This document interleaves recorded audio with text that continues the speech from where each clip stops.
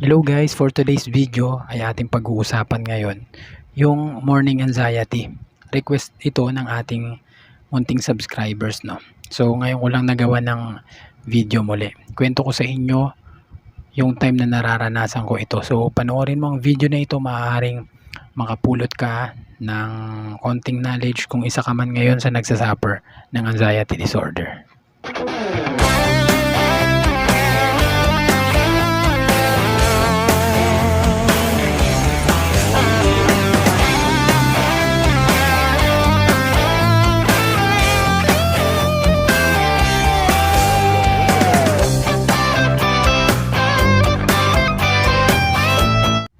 So bago ang lahat, humihiling lamang po ako ng kaunting pabor. Humihiling po ako na sana ay don't skip ads po. Nakatulong na po kayo sa akin, nakatulong na rin po kayo sa mga kapwa natin nagsasuffer ng anxiety disorder. Maraming salamat po. So disclaimer lamang po tayo mga classmate. Ang aking itinuturo po sa inyo ay aking personal experience pagdating sa anxiety disorder. Hindi po ako doktor, hindi po ako eksperto, lalong-lalo na po hindi po ako espesyalista. Ito ay base lamang po sa aking personal experience patungkol sa anxiety disorder dahil minsan din po akong pinadapa nitong disorder na ito. So maraming salamat po. So back to topic na tayo, no. Morning anxiety. May mga time na nararanasan ko ito, no. Ito yung bago pa yung anxiety disorder sa akin. So hindi ko pa alam kung ano yung mga nangyayari sa akin. Marami pang katanungan pagdating sa aking isipan. Kung baga bago pa lang si anxiety disorder sa akin. Nararanasan natin ang morning anxiety na ito. Syempre, isang dahilan ay bago pa lang yung anxiety disorder natin, bago pa lamang yung nervyos natin, bago pa lang natin na-experience. So lahat ng mga sintomas nito ay hindi pamilyar sa ating pakiramdam, kaya nararanasan natin yung mga maraming sintomas, konting paramdam niya lang munting paramdam niya lang nandun na tayo sa nagko-confess kagad na baka may malubha akong sakit. Madalas tayo matakot. Normal yan kapag bago pa lang yung anxiety disorder mo. Kami man ay dumanas kami sa ganyan. So ikwento ko sa inyo yung nararanasan ko pa lamang itong morning anxiety na ito. Dati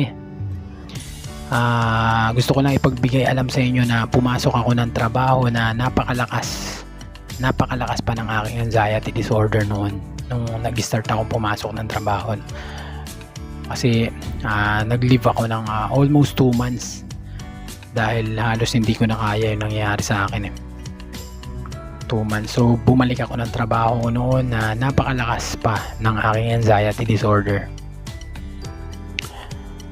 Yung morning anxiety na ito, yung tipong gigising pa lamang ako ng umaga, no. Ang sama-sama na ng pakiramdam ko, yun, nanlalambot na kagad ako, nandiyan na mararamdaman ko na kagad yung hilo, nararamdaman ko na kagad yung panghihina kahit na napakalakas naman ng ating katawan, pero hindi natin mawari kung bakit tayo nanghihina, kung bakit tayo nanlalambot. So pagkagising ko pa lamang yan, no. 4 AM ako dati nagigising ng madaling araw para pumasok ng trabaho. Nandun na kagad yung bigat ng aking ulo, yung tipong pagkagising ko pa lamang nandyan na kagad yung mga pangit na pakiramdam, mga sintomas. Nanlalambot na kagad ako na parang lobat na lobat, at ang nakakainis pa nun yung hilo at yung bigat ng ulo talaga. Yung tipong hanggang dito, talagang pagkagising mo pa lang, yung tipong naranasan ko noon na parang yung pahinga ko lang is yung tulog na maikling oras, no. Kasi that time matutulog na ako ng 10 PM, makakatulog na ako noon. Tapos gigising ako ng 4 AM. Parang yung tulog ko, yun lang yung pinakapahinga ng hilo ko. Yun lang yung pinakapahinga ng bigat ng aking ulo.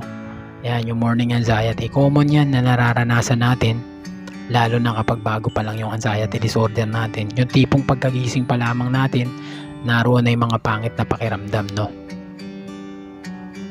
Naroon na. Yun nga, isa sa sinabi ko kung bakit natin nararanasan ito, unang-una, no, bago pa lang yung anxiety disorder mo. Kumbaga, hindi mo pa siya tanggap, marami pang question mark pagdating sa isipan mo, marami pang pag-aagam-agam sa isipan mo. Nararanasan natin ito dahil napakarami pang pag-aalala pagdating sa isipan mo, especially napakarami pag-aalala pagdating sa ating kalusugan dahil naiisip mo na baka may malubha ka ng sakit. Ayan yan yung mga dahilan kung bakit nararanasan natin itong morning anxiety, especially hindi pa natin tanggap yung ating anxiety disorder, at bago pa lamang yung anxiety disorder na nararanasan natin, bago pa lang. So, ikwento ko naman sa inyo kung paano ko nalampasan ito, yung ano yung mga dapat nyong gawin kung nakakaranas kayo ng morning anxiety, no?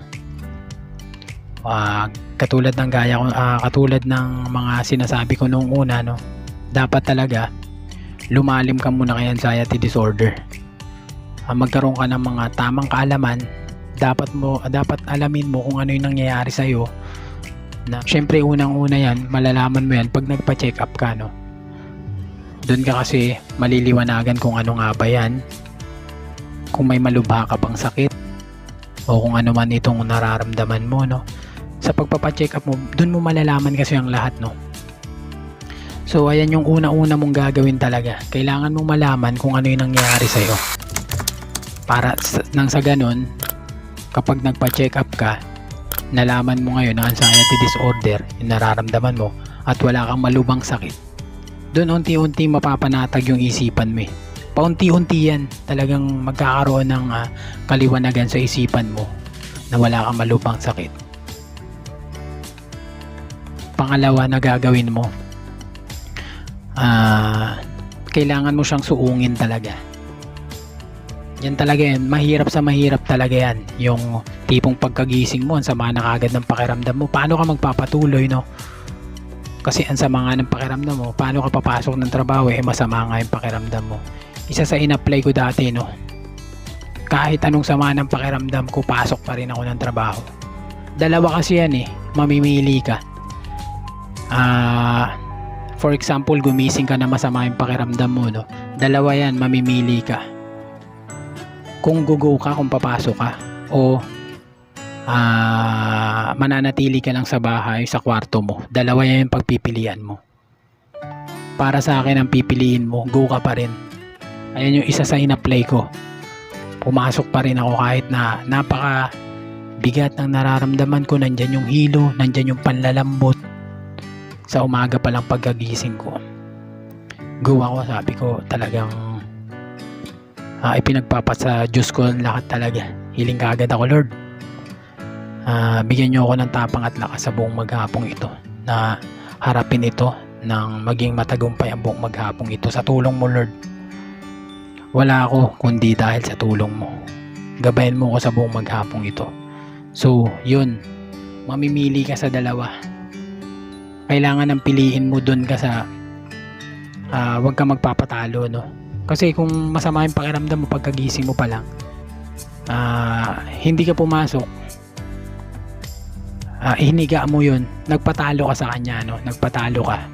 Hanggat sa susunod na araw, gagawin niya uli yun sa'yo. Pagkagising mo muli,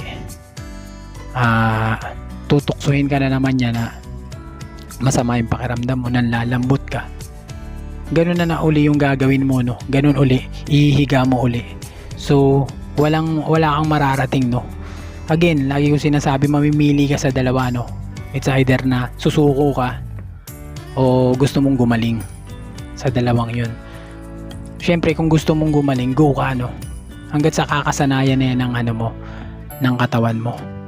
Hanggat sa magkakaroon ng knowledge yung isipan mo na kahapon, kahit masama yung pakiramdam ko, kinaya ko, nag-go ako. Kumbaga nagkakaroon ng muscle yung isipan mo, nagkakaroon ng lakas ng loob muli na harapin yun. Wala naman nangyari sa akin masama kahapon go pa rin ako. Unlike kapag hiniga mo yun sa buong maghapon, no, nandun na binibi mo yung sarili mo, nandun ka sa sumuko ka, nagpadaig ka doon, kaya tumatagal yung recovery mo dahil madalas kang panghinaan ng loob, hindi mo hinaharap yung mga takot mo. Ayan, pinaka number 1 talaga yan. Kahit anong mahirap sa mahirap, nandyan na yan. Ako noon, yun nga, sinabi ko sa inyo, no, gigising ako ng lalambot, nahihilo, go pa rin ako. Magbibisikleta pa ako niyan, papasok ng aking trabaho, no, magbibisikleta pa ako. Talagang panalangin lang, kapit lang sa taas talaga, araw-araw. Tapos wala naman nangyaring masama, no, hanggat sa ngayon. Okay nang lahat-lahat kasi sinuong ko yun, sinalubong ko yung mga takot na yun. Lahat ng panunukso, laying ng anxiety disorder na yun, sinalubong ko. So yun pinaka number 1. Talagang kahit anong bigat ng pakiramdam mo, mahirap sa mahirap, pero kailangan mo salubungin. Huwag kang magpapadaig, no. Pangatlo,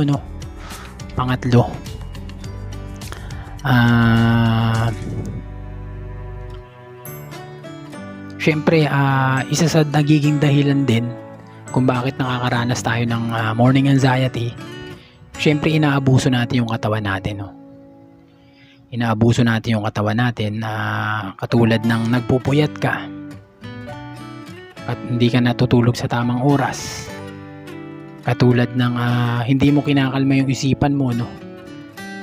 Napakaraming pumapasok, mga pag-aagam-agam, mga stress, hindi mapayapa yung isipan mo. Isa yan sa nagiging dahilan kung bakit nakakaranas tayo ng anxiety disorder, morning anxiety. Tapos isa pa yung hindi mo pagkain ng masusustansya, hindi sapat yung mga kinakain mo, no.